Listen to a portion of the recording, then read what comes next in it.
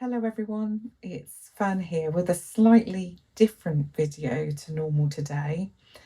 As you all know by now, I really love aromatherapy and anything to do with aromatherapy oils. I'm fascinated by their production, by their quality, the purity of the oils, and how they're used and the benefits that they can give to everyone. And you might have noticed that recently in some of my videos, I've been using oils and products that are produced by a company called Absolute Aromas. And I've been using that in my videos for treatments and for explanations on some of the oils. I did reach out to Absolute Aromas and they were really kind enough to send me a number of their products to try out, and I have really enjoyed working with them. Recently, I was lucky enough to actually visit the headquarters that Absolute Aromas are based in and to check out some of the processes that they use in creating these wonderful oils and products. And I really just wanted to share what felt like a day out with you today in a sort of relaxed and much more chatty format than I normally do. We started the tour in their laboratory where the oils arrive from their suppliers, and some very impressive machinery is located in this laboratory. It's used to check the purity of the oils. One of these, for instance, is the gas chromatograph, which I am no expert on, but I did sit down with the founder of Absolute Aromas, David Tomlinson, who provided a short explanation here of how it works. A gas chromatograph is a fantastic bit of equipment that can actually take the actual essential oils, and because they're volatile, it'll push them under pressure through a coil, which then they can then be measured as it comes out in terms of what volume is at which point in time. So the lighter molecules within an oil come out first, and therefore an oil with top notes like lemon or something like that, in the first 5 to 10 minutes, most of the oil has come out. But a much more a middle note oil or a much more of a base note like sandalwood, it takes hours. It can be so we run all the oils for 75 minutes to see what comes through at the other end. Now, it's all very well to know that something has come out, and there's 30% of this oil is that particular came out at 14 minutes and 27 seconds. But you've got to identify what that particular molecule is. So we also have mass spectrometry attached to it, which will allow you to identify what that is from its molecular weight. And it goes into a very big database that we can actually kind of get a good idea of what this particular oil or constituent is. So putting the two together means that you can effectively get it's like getting a fingerprint of an oil that you can actually trace what's in there and get an idea of what you've been supplied. So, after that room where the oils are tested for purity and quality with these machines, I then went on to visit the production line, which is where they take what's been sent from the suppliers and then transfer that into bottles and the packaging. Some of this is done using machines, as you can see here, and this was fascinating to watch. And then some were done more manually by hand using pipettes or by pouring. I found it mesmerising watching them pour the liquid into each individual bottle. The smell was amazing, and the staff really knew what they were doing, and each would stop to help explain to me a little bit about what they were doing. They were all so friendly and enthusiastic about the products. It was also really magical then seeing these little bottles moving along the process to the next step, where this big machine would add lids to each of them. I love watching the bottles move along in line, and again, it just puts you into a little bit of a trance watching it. Then the labels are applied to the bottles, and it sounds a bit silly, but the labelling machine is what really fascinated me. Just watching the little bits of paper pour out of the machine, you get these really long strips that have loads of labels going along them, which are then put onto each of these little bottles in turn. You can see here it's quite cute watching them all wait in line for their turn. Finally, there are the stickers that go onto the lids of each of these aroma bottles. And you can see here with this orange sponge-like looking thing, it's adding the stickers onto the lids of each of the little bottles.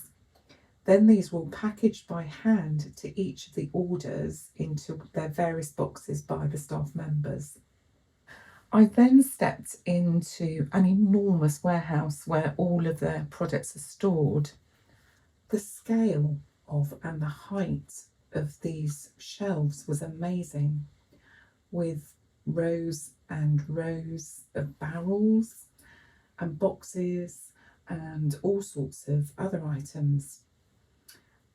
Some of these were rows and rows of those big drums, and some were the actual packaging of the aroma oils that I saw in the production line room, and is the same kind that I've received from them. So it was quite fun to see that some of the oils I have were being displayed in hundreds of quantities on all these different shelves, and I could pick out the ones that I had been sent.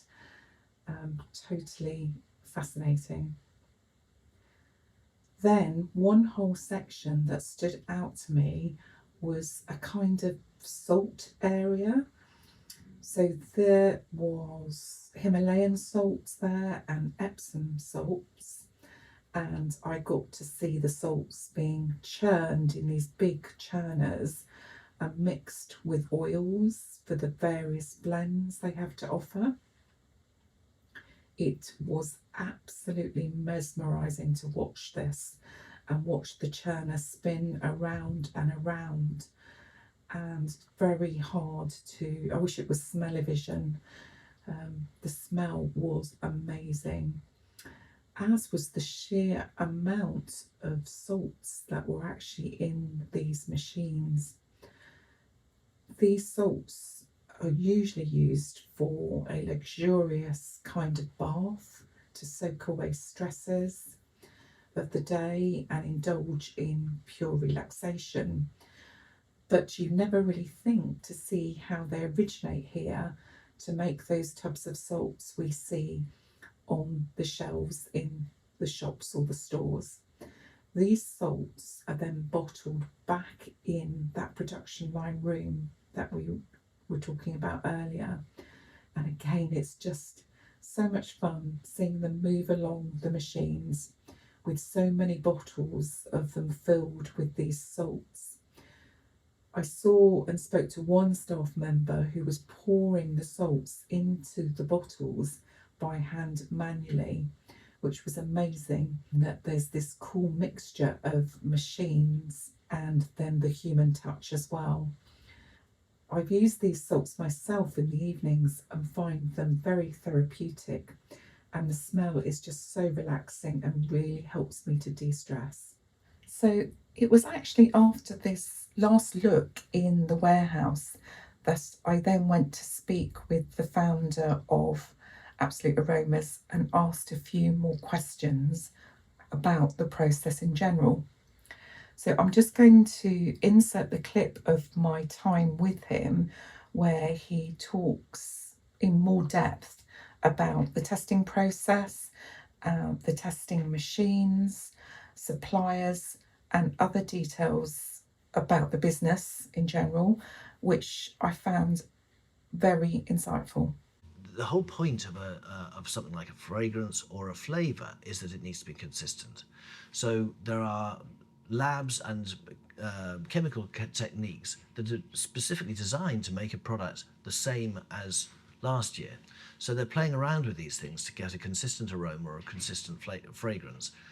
within aromatherapy, we want a holistic product. We want the natural product. We don't want synthetic chemicals Yeah. added to top up so that it meets a certain kind of specification.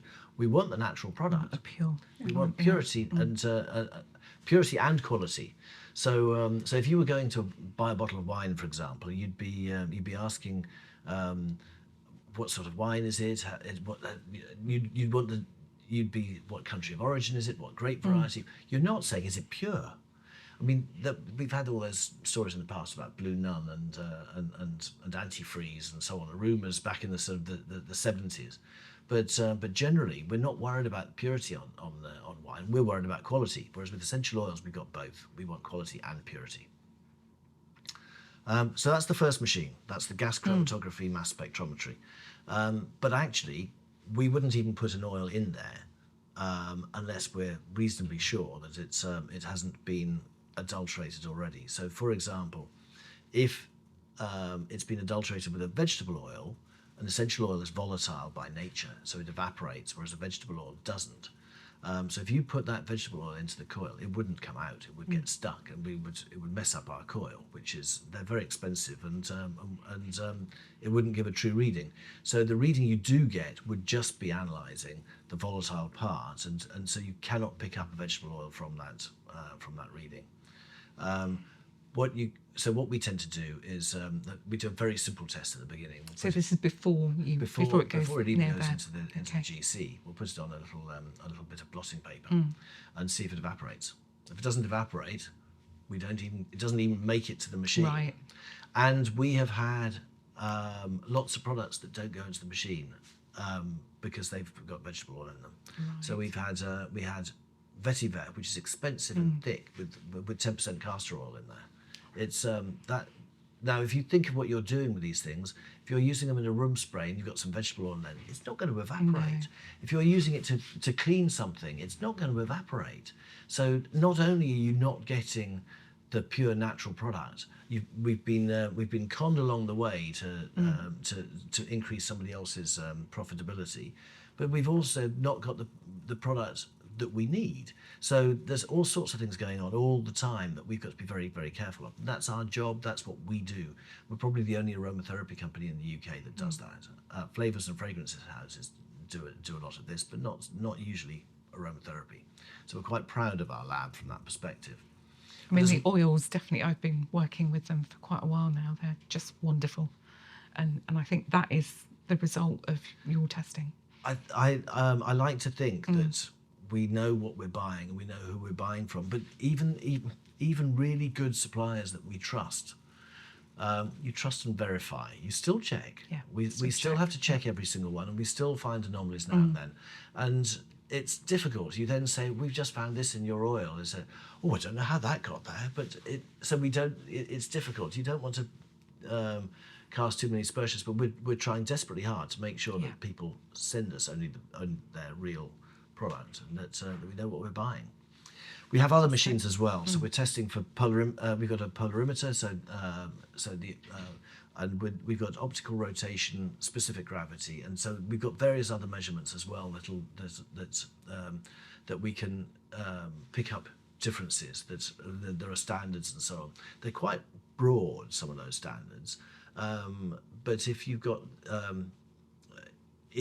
everything all lined up, then you've got a much higher chance of having an absolutely pure oil. So we will do 5 or 6 different tests. If we do find a vegetable oil in there, or if we're looking at a vegetable oil anyway, if we're trying to test a hoba or something of that sort, we'll do flame analysis, which is basically taking those vegetable oils and making them volatile by adding various chemicals to them, and then we can put them through the GC and we can measure it that way. So we've got various other things we can do. So there's a lot that we can do to check, but every single batch that comes in the door is checked in that sort of way, and so that's so it's really important to us. And do you go to visit the suppliers as well? That's one of the good bits of the job. Oh, I can. I've visited our producers all over the world, Right. and regularly do, and it's fascinating, and so certain certain oils they will farm, and they will cut the products, and then they'll distill and Yeah. produce. There are others that are like they're produced by the communities, and so the essential oil company will effectively be collecting from all over the country. So we did a trip to Paraguay to see the petitgrain production, which was really fascinating because it's like in a different century. Um, it's um, it's a traditional product for Paraguay that they've developed a fairly specific type, both from a botanical perspective.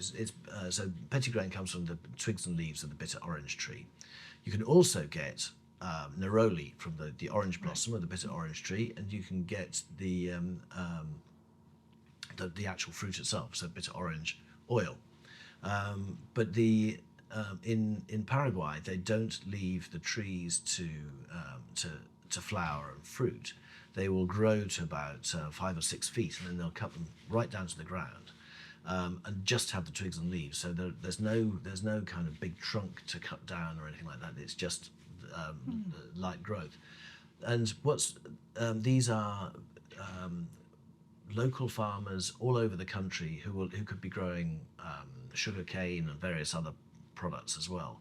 But they'll have, I don't know, half an acre of no, probably not even as much as that. But they'll have little areas of bitter orange trees.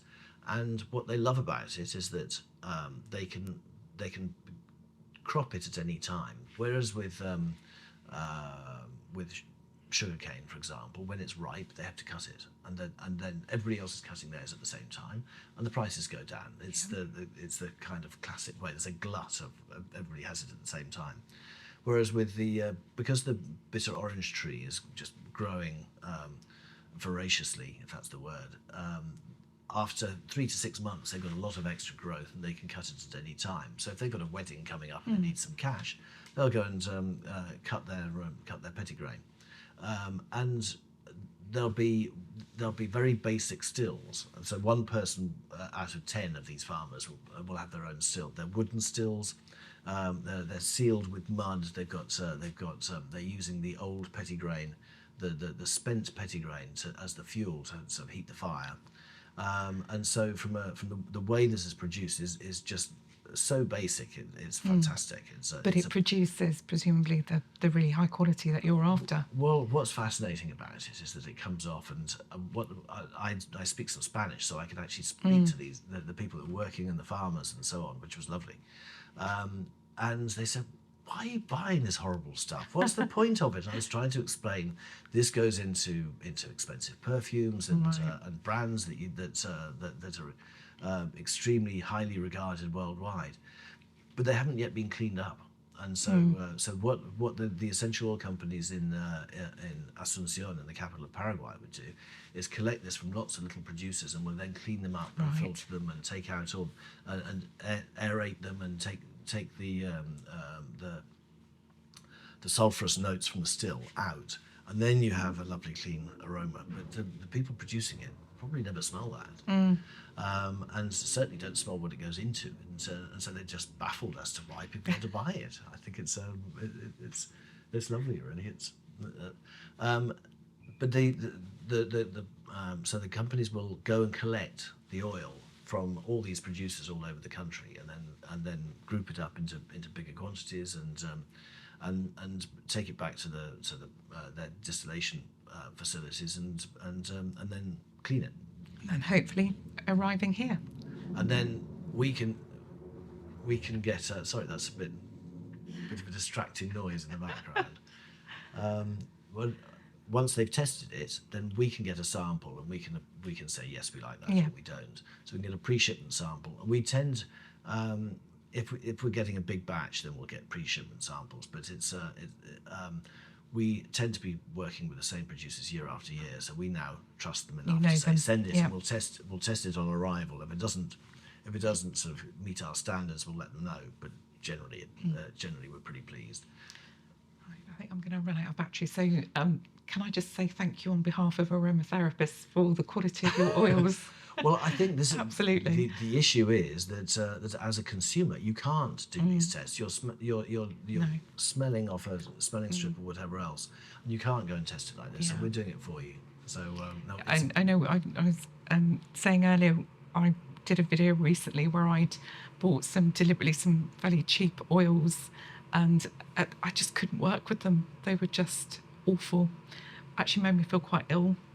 So we did it as a fun sort of organisation of oils rather than actually using the oils themselves because we couldn't. That's how bad and poor the quality is. So those are on the market as well. those are Yeah, definitely on the market. and We've we been don't sent. we don't want them on the market. As aromatherapist, we want this. So Absolutely. the difficulty is that other people will. I can go into how you can stretch and change oils and all the rest of it, Yeah. and still call them pure and natural. It's You've got to be very specific. Yeah. Pure and natural from the same botanical species and in its natural Yeah. proportions and so on. It's difficult. How do you then word it so that so that an aromatherapist can actually buy the Can product actually they understand. want? Well, they go to people like yourselves and get some good quality We oils. hope so. Yes, Okay, thank you very much. that's all right. So that is where my tour ended after the chat with the founder.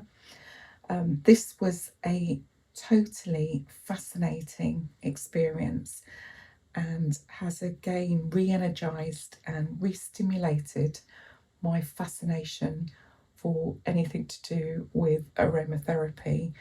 And I'd really like to thank Absolute Aromas again for letting me visit their headquarters and for giving me a fascinating day out. Thank you for watching.